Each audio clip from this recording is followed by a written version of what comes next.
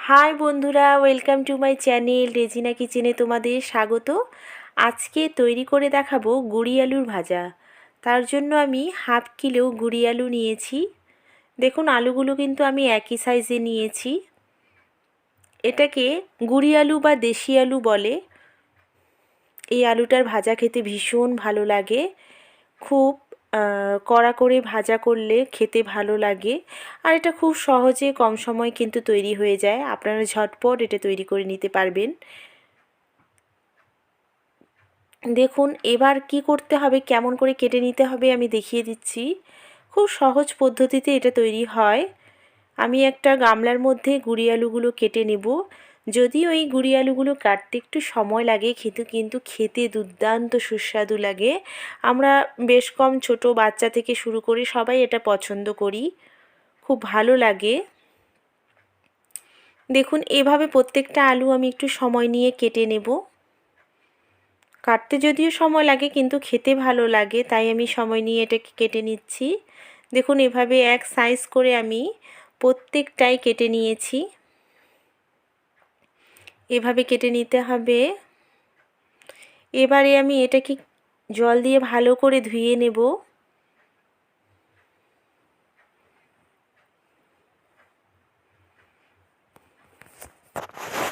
দেখুন আমি কিন্তু জল দিয়ে ভালো করে ধুয়ে নিয়েছি। এই আলুর মধ্যে ভীষণ মাটি থাকে, আপনারা 2-4 বার একটু ভালো করে ধুয়ে নেবেন। যেহেতু এটার খসা শুদ্ধ আমি এটাকে ভাজা করব, সেই জন্য এটাতে মাটিগুলো বেশি থাকে, এজন্য ভালো করে ধুয়ে নিয়েছি। এবারে ভাজাটা আমি বসিয়ে দেব। তার জন্য গ্যাস ওভেনে কড়াই বসিয়ে দিয়েছি। কড়াইটি গরম হয়ে গেছে, আমি এখানে তেল দিয়ে দিলাম। একেবারে পরিমাণ মতো তেল দিয়ে দিলাম। এই ভাজাটাতে তেলটা একটু বেশি করে দিলে টেস্টি হয়। এবারে তেলের মধ্যে আলুগুলো দিয়ে দিচ্ছি। এবার এটাকে নাড়াচাড়া করে নেব।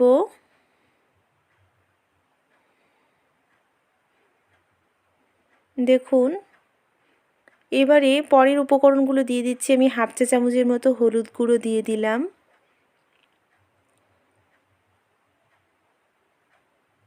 পরিমাণ মতো লবণ দিয়ে দিচ্ছি।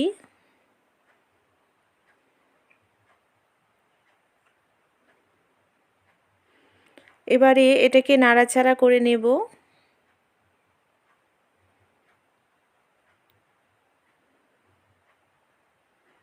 এই আলুটা একটু শক্ত ধরনের হয়, এজন্য আমি এটাকে ঢাকনা দিয়ে এবার একটু সেদ্ধ করে নেব।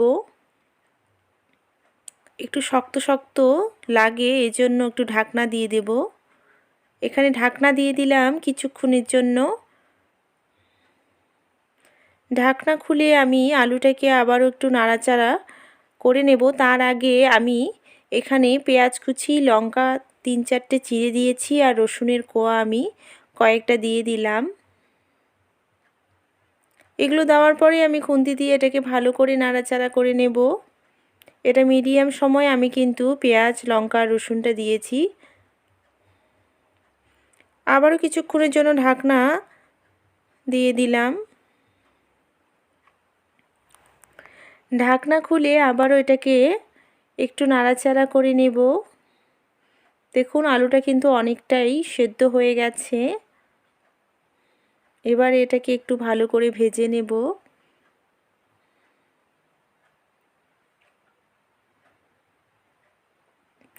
লাল মির্চির গুঁড়ো দিয়ে দিচ্ছি খুব সামান্য পরিমাণে। সবজি মশলা আমি একটু দিয়ে দিলাম। এই মশলাটা দিলে ভাজাটা আরও টেস্টি হবে, সেই জন্য আমি মশলাটা একটু সামান্য পরিমাণে দিয়ে দিলাম। দেওয়ার পর এটাকে ভালোভাবে নাড়াচাড়া করে নেব। আলুটা কিন্তু আমার সেদ্ধ হয়ে গেছে, এবার এটাকে ভালো করে ভেজে নিতে হবে। দেখুন এভাবে ভেজে নিতে হবে, একটু লাল লাল ভাব আসবে। এটা যত ভাজবেন তত কিন্তু খেতে ভালো লাগবে, এই জন্য একটু সময় নিয়ে এটাকে ভাজবেন।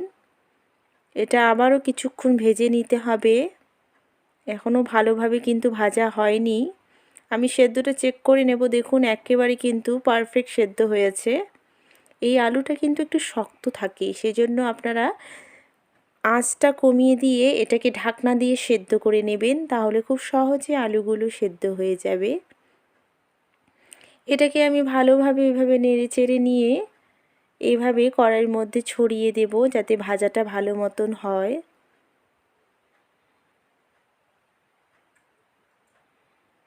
দেখুন আবারও নাড়াচাড়া করে নিচ্ছি। ভাজাটা কিন্তু একটা লাল লাল ভাব চলে এসেছে।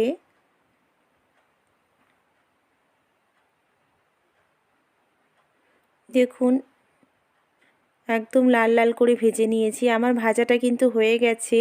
আমি একটা প্লেটের মধ্যে সার্ভ করে নিচ্ছি। দেখুন আলু ভাজাটা আমার হয়ে গেছে। আপনারা বাড়িতে এটা অবশ্যই তৈরি করুন। এটা কিন্তু গরম ভাতের সঙ্গে, রুটির সঙ্গে আপনারা খেতে পারেন, মুড়ির সঙ্গেও খেতে পারবেন আপনারা। দেখুন একেবারে রেডি হয়ে গেছে। এখনও যারা আমার চ্যানেলকে সাবস্ক্রাইব করেনি তারা প্লিজ আমার চ্যানেলকে অবশ্যই সাবস্ক্রাইব করবেন, বেল আইকনটা ক্লিক করে দেবেন, কমেন্ট বক্সে অবশ্যই কমেন্ট করবেন। আমি সবার কমেন্ট পড়ি, আমার কমেন্ট পড়তে ভীষণ ভালো লাগে। তোমরা বেশি বেশি করে আরও কমেন্ট করো। আর ভিডিও দেখার জন্য অনেক অনেক ধন্যবাদ আপনাদেরকে।